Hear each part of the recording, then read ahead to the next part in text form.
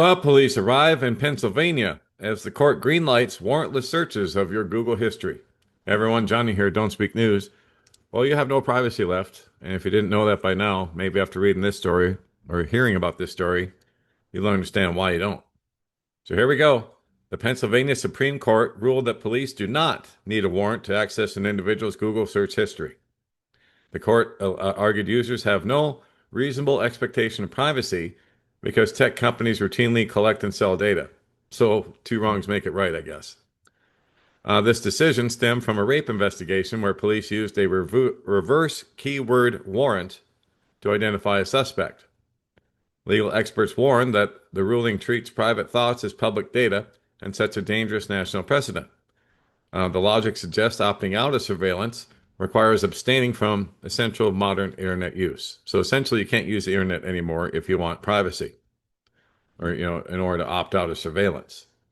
So in a ruling that privacy advocates warn fundamentally reshapes the boundaries of government surveillance, the Pennsylvania Supreme Court declared Tuesday that law enforcement does not need a warrant to access an individual's Google search history.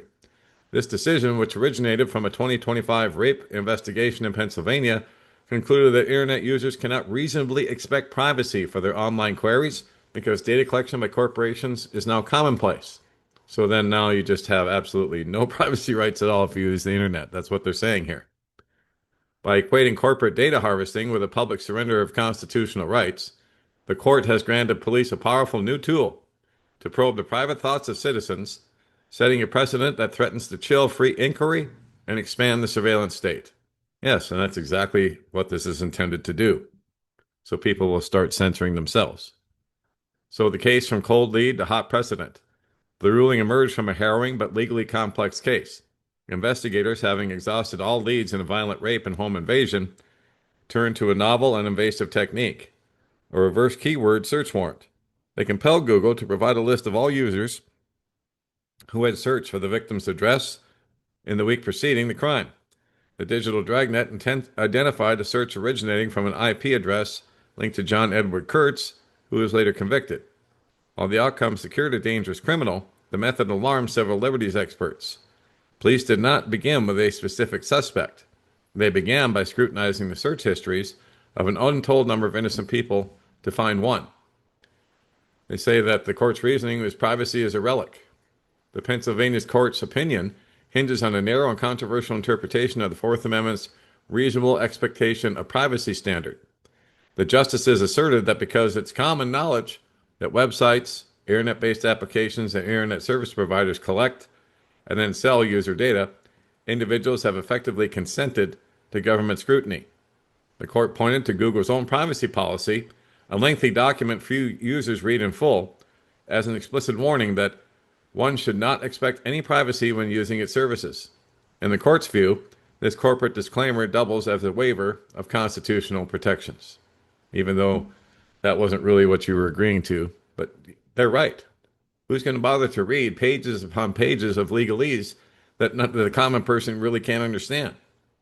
Furthermore, the opinion argued that creating such a search history is a voluntary act, unlike the passive location data generated by a cell phone.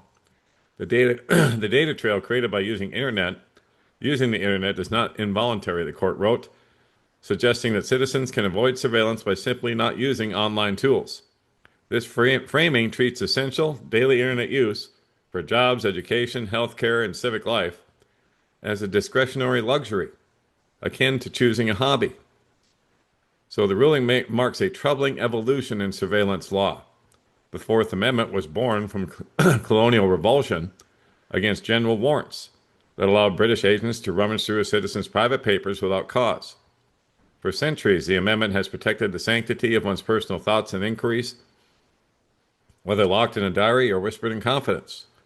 The Pennsylvania decision transposes the digital search engine into a public square, treating the most private of modern acts, typing a question into a search bar, as a broadcast to both corporations and the state. Legal scholars note this creates a chilling environment where individuals may hesitate to search for sensitive information on health, politics, or personal matters for fear of future government scrutiny. Yes, everyone's so afraid of being put on a list. Unreal. I've been on a list for so long, I don't even remember when I wasn't on one. other than maybe prior to 2008. But after that, I know I was on one because that's when I got the special boarding pass treatment with all the S's on it, where they single you out at TSA for the extra special search. Yeah, that's another reason I don't fly anymore and haven't since 2008. So the danger of the digital dragnet. The most profound threat lies in the normalization of reverse keyword warrant. This technique inverts traditional policing. Instead of suspect first investigation, it employs suspicion less surveillance, trawling through the collective search history of millions to find persons of interest. As noticed by surveillance attorneys, this process inevitably sweeps up innocent individuals, especially if the search terms are common or time frames are broad. It allows the state to identify people not based on their actions, but on their curiosity, effectively policing potential thought. This ruling grants this practice a veneer of legitimacy, likely encouraging law enforcement agencies nationwide to adopt similar tactics without judicial oversight. And there you go. I'll put the link up like I always do and let you read the rest of it for yourselves. There's not much left, but pretty chilling. But I think we all kind of expected this to happen at some point. The thought police are definitely in your homes now, and they're watching everything that you do, everything that you watch, everything that you read, everything that you type. That's why Apple and Microsoft, and Google have put AI into virtually everything so they can absorb all this data, analyze it, and have a perfect profile printed out of you. They probably know you and me better than we know ourselves. And they have a digital copy of us, a digital twin, sitting in their simulation right now. So, wow, it's all here, guys. Are you ready? Are you ready for what's coming? Because 2026, if you thought 2025 was bad, 2026 is going to be one heck of a ride. So buckle up, buttercups. And also get ready because Jesus Christ is returning. He can return anytime. Now, 2026, who knows? So lift up your heads. Your redemption is drawing nigh.